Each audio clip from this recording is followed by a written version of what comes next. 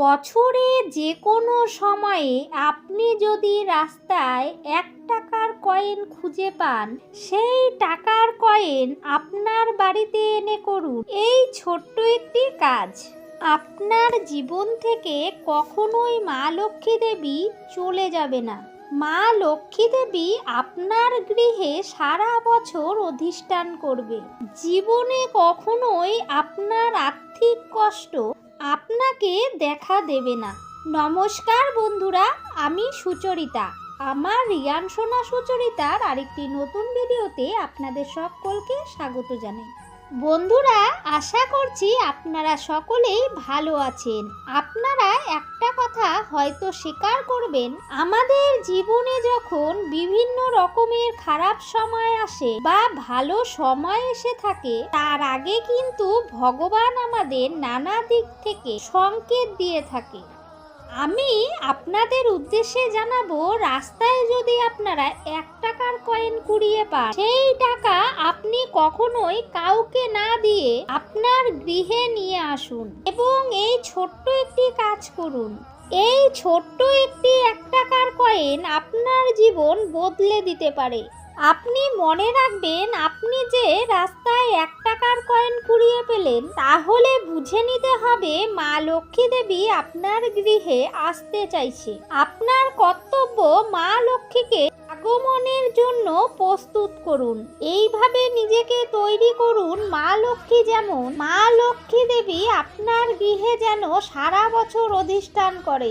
তার সাথে জীবনে অর্থ কষ্টের অভাব আপনাকে কখনোই পেতে হবে না। কোন সেই কাজ কিভাবে করবেন, সমস্ত কিছুই আজকের ভিডিওতে বিস্তারিতভাবে আলোচনা করব। তাই বন্ধুরা, ভিডিওটি স্কিপ না করে দেখার অনুরোধ জানাচ্ছি আমার সকল বন্ধুদের কাছে।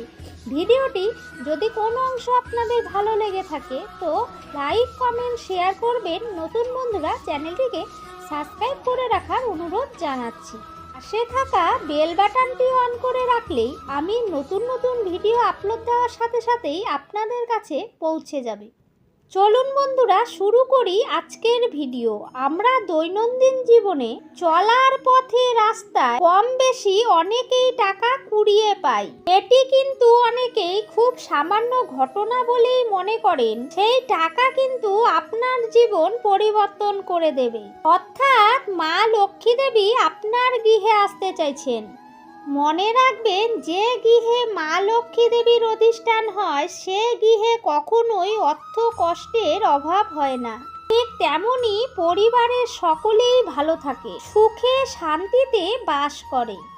বিশেষ করে এই পৌষ মাস চলাকালীন আপনারা যদি এই টাকা কুড়িয়ে পান রাস্তায় চলার পথে, তবে সেটি অবশ্যই বাড়িতে নিয়ে আসুন আর এই ছোট্ট উপায়টি অবশ্যই করুন। আপনি যে রাস্তায় টাকাটি পাবেন, সেটি যে টাকাই হোক না কেন, আপনি বাড়িতে নিয়ে আসবেন।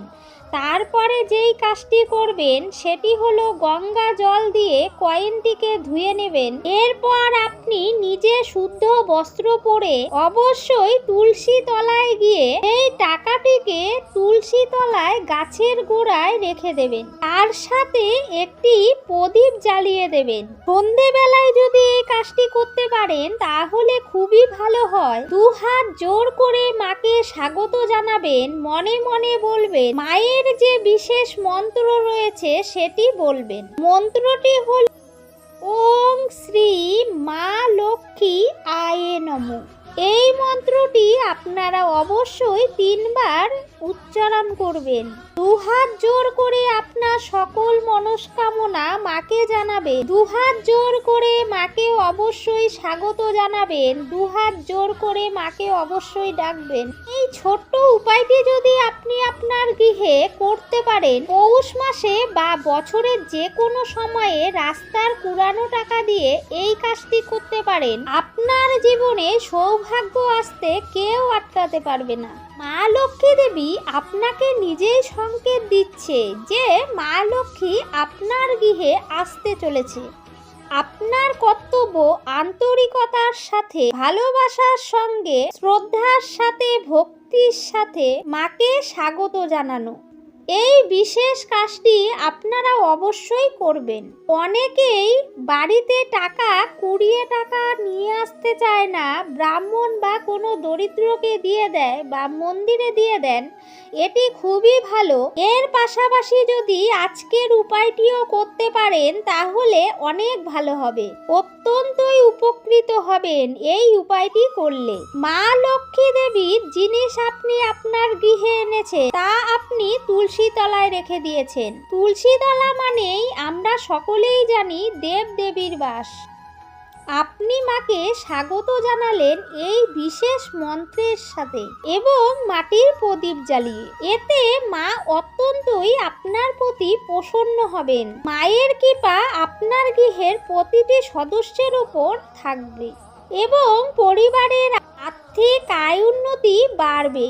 ঠিক তেমনি তার সাথে পরিবারের সকলেই থাকবে রোগমুক্ত, সুখে শান্তিতে ভরপুর থাকবেন। আপনি যদি রাস্তায় টাকা কুড়িয়ে পান বন্ধুরা, অবশ্যই এই কাজটি একবার হলেও করবেন, দেখবেন আপনাদের খুব ভালো হবে। ভিডিওটি আমার এই পর্যন্তই বন্ধুরা। ভিডিওটি ভালো লাগলে লাইক কমেন্ট শেয়ার করবেন। কমেন্ট বক্সে জয় মা লক্ষ্মী দেবীর জয় লিখতে একদমই ভুলবেন না। সবাই ভালো থাকবেন, সুস্থ থাকবেন। দেখা হবে অন্য কোনো ভিডিওর সাথে। ধন্যবাদ বন্ধুরা।